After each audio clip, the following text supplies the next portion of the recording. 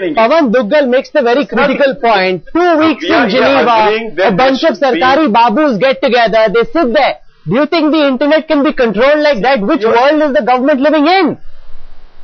There should be a controlling measure. There should be an accountability of these social media operators who are doing at their will and writing whatever garbage they want to write and damaging, and they're not. And the views of our government are similar to Vladimir Putin in Russia and those of the Chinese people in the PLA. You know, we're in the same frequency. I want to go across to Dr. Subramanian Swamy. As somebody who's expressed very strongly his right to free speech and said all sorts of things and had people very angry with him as well, will you join the gag of people who are saying that this is a bad idea? Or do you believe that the government is right when it claims that there is a need to regulate the internet? Everybody wants to play super nanny on the internet.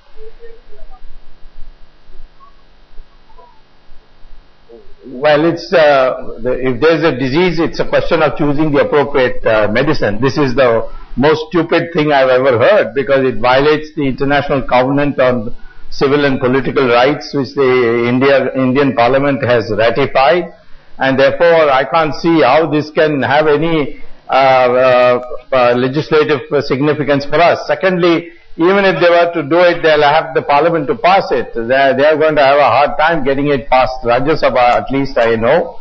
So, consequently, why are they doing this? And they should learn from Mrs. Gandhi, who said after the emergency and losing an election that my biggest mistake was censorship of the press, because I didn't know what was going on. So, I think this is an absurd idea. It's because the UPA too is under a siege on corruption charges, and they think now should throttle voices. So I'm totally against it. Of course, if there is some violation, you have to have a law, and you can prosecute. If a public person is defamed, he should hold a press conference and say, this is rubbish. I challenge him to produce the evidence. But this whole idea of suppressing and censorship, this is completely out of date, inconsistent with our democracy. Bang on, Dr. Swamy, because this proposal was moved, Shoma, just weeks after the Anna Hazare agitation, when the government was rattled by the power of the internet, people getting together. In some senses, the fear is the same. The rise from the street, the Arab Spring, that's what's actually freaking the government out, that they are worried that if internet is allowed to be completely deregulated, God alone knows what will happen and whether the government will continue to be in control. Do you see that fear at play here?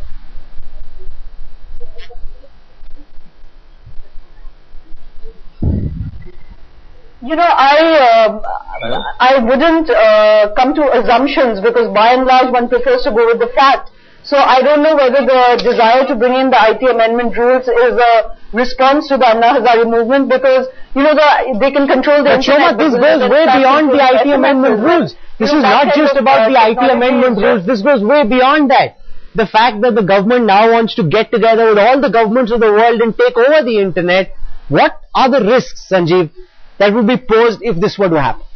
Well, I think the genie's out of the bottle. Okay, you can't put it back. I think it's the age of 180 news channels. This is the age of the internet, the global medium. If I can't upload from India, I'll upload from the US. If I can't upload from the US, I'll upload elsewhere. You can't stop it.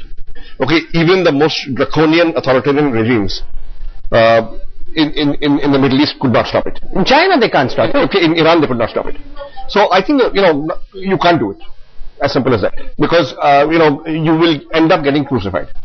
You'll end up getting crucified, you can't do it. This comes from someone who spends his life online. Are we going Madhu Gaud Yashki with our eyes shut into a abyss where we know we can't emerge? The government has no clue what it's talking about. That's the point that Pawan Duggal made as well. Why can't it be done? Why don't you explain that? Because China has spent billions of dollars trying to do it, but they haven't been able to do it. The government of India thinks they can get away with it. The government of India has to realize that when it talks of its own legislation is 10 steps behind the current technology. If your own national legislation is not in place, and you've taken 8 years to amend your own legislation the first time over, how are you thinking of controlling the global internet at a time when Stuxnet virus is one of the biggest challenges? Do you want to wait for this 2-week resort or kind of a cooling period on Geneva to find out what kind of solutions can be towards Stuxnet? By the time this happens, the entire internet would have been completely swamped with all kinds of unnecessary interventions and incidents. So I think clearly it's an unworkable scenario. Today, yes, I'm not trying to say that the existing scenario is equally good. Well, the ICANN, the Internet Corporation for Assigned Names and Numbers, has its government advisory committee. How the government intends to do this? You're saying it will turn out to be a retreat for our babus and go to Geneva for 2 weeks at our expense. My expense, mind you, Madhu, and yours as well, but then you're part of the government, so that's okay for you. But the fact is that these babus will sit together in Geneva and try and deal with problems which are changing on a minute-by-minute basis. 2 weeks in the year, they'll get together and try and govern the internet. Let me quickly, I'm not part of the government, I'm a part of the ruling party, Congress party. Quickly, I want to give another example. There is a website in somewhere in Siberia, gives a story that the former Chief Minister of Andhra Pradesh died in a helicopter crash. They published a story, this Ambani brothers are behind conspiracy killing behind this accident, and this is shown by Sakshi TV. There was a riots in the state of Andhra Pradesh. They have ransacked the shops and they have ransacked the fact, and the big riots took place. How do you control this? How do you explain this? What the government done? You're reading too much into it and saying that we are completely government want to control on internet. We understand the technology and the difficulties of controlling. We are not saying complete control it. What the government is intent to do is, or proposing is, there should be some accountability of these kind of inciting malicious, malified stories which is coming on social media. There should be a control. Why do you have Press Council of India? Why do you have self-regulating measures even on the media itself? So why can't have some kind of regulatory measures that can be discussed and debated and come up in a solution where it could be not complete under government control? No, but that's the proposal. What you are saying is different from the proposal that's been backed by India, which is before the United Nations, which will be taken up in just about 72 hours from now.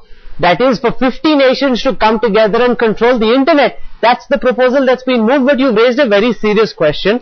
And I want to put that to Dr. Subramanian Swamy. Believing in a freedom of speech, there should be a controlling. No, a government which removes cartoons from political textbooks, a government which wants to censor what's on social media, shouldn't be talking much about freedom of speech. As Shoma said, it's a soft emergency. Please, it is not just the government, even the leader of opposition cutting across political parties, including left parties, have decried of those cartoons. You're not explaining what kind of cartoons and what kind of message it is sent.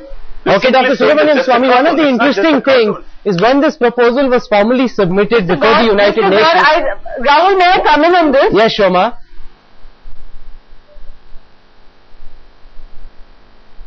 Go on, Shoma. You know, since you just brought up the cartoons, just for a moment, I think many of the political leaders who spoke in Parliament haven't seen the textbooks that they were discussing. So it is a completely uninformed debate. They've called for a ban without looking at those textbooks. And this is precisely the kind of ignorance that is driving policy. Okay, I don't want this debate to get derailed by the cartoon controversy, which we've dealt with extensively on our channel and will continue to do so. I want to go across to Dr. Subramanian Swamy. Dr. Swamy, my concern is that when this proposal was submitted before the United Nations, it was actually moved a few days ago by Dushyant Singh, Member of Parliament from the BJP. Now this proposal to clamp down on the internet for government to take over seems to have bipartisan support. You know, it's the entire political class which seems threatened and wants to regulate the internet. Not just the Congress party. Well, I tell you, these people, no. These people who go from various parties on the UN delegation, they are bound by the government brief that's given to them, and they are told how they should vote.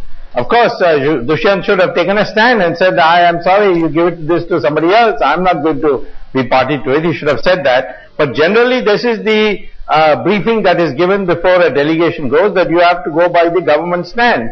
Now, I don't go on that. I can tell you, as part of the NDA, there is never any question of supporting this. This is a blatant misuse of power. This is the second time they are going to do it. They did it first time in 1975, came to grief for it. They'll come to grief for it again. This is not going to be our law anyway, because the resolution of the UN cannot automatically be applied in India unless it is ratified by us. But I will say this, that this can go now completely out of hand, like that cartoon that you mentioned. It is Jawaharlal Nehru is whipping the snail, just as Ambedkar is whipping the snail, and they made out as if he is whipping Ambedkar. Look at the cartoon, you'll know. One second, Madhu, let me lay out some facts before you, that the proposal that is currently before the United Nations, backed by the Indian government, is a proposal for a 50-member government-run multilateral body, which regulates civil society, private sector, international organizations, technical, academic groups to the fringes in an advisory role. So far they've been front and center, now they'll be in an advisory capacity. Dr. Subramanian Swamy, the government is saying we've got inbuilt mechanisms. Trust us, we will do a good job, we won't censor your freedoms. Do you believe that, Dr. Swamy? In a democracy, you should never trust a government. That's the fundamental principle. Any time the government has unquestioned powers, it has misused it. We have laws, we have courts, I have myself used them. There was a time when I wrote an article a year ago in a Bombay newspaper. They said there will be riots. There were no riots. But ultimately what happened? They went to court and it all got thrown out. So therefore we should understand, in a democracy there are checks and balances, and in this particular case there is just no checks at all. It's a draconian power which will be absolute. There will be no questioning. Well, I have a question for Sanjeev, It seems that the government is trying to shoot an ant with a machine gun. If there is a problem, strengthen your laws. Make regulatory mechanisms work, so that if there is a defamation case against a website registered in Siberia, Madhu Gauri knows how to sue that particular website. But that doesn't mean the governments get together and take over the internet. No, I agree with you entirely. You see, we must realize that we live in a world where out of 167 countries, 89 are not democracies. Another 53 are flawed democracies. Only 25 are genuine democracies. And I don't think it would be a good idea to hand over control of the last, perhaps, or the only freedom that citizens of many of these countries are perhaps experiencing for the first time, which is the internet and digital media. And I don't think that should be taken away. And the internet has caused a revolution in several countries in the Middle East. Nations like Iran and China haven't been able to clamp down despite trying their best. Here we have a situation where the government of India wants to join the ranks of China, Russia, Uzbekistan, Kazakhstan and take over the internet, where everybody in the private sector just has a marginal role to play on the side. This is a very, very worrying proposal. Dr. Subramanian Swamy says the NDA will not back it, even if there are some MPs who supported this initially. Madhu Gauri and the Congress party are concerned that this is the way to go. Where do you stand on it? We leave it as always to our viewers to decide, is this indeed the government's gag obsession? Is there a pattern? Is there a trend? You decide. This is the age of the internet. You don't need to be told what to think. People make their own opinions and they will judge the government on its actions. To all my guests this evening for joining me on the Center Stage Face Off, thank you very much. News and updates continue when we return on the other side of a very quick break. Stay with us, we're back in a moment.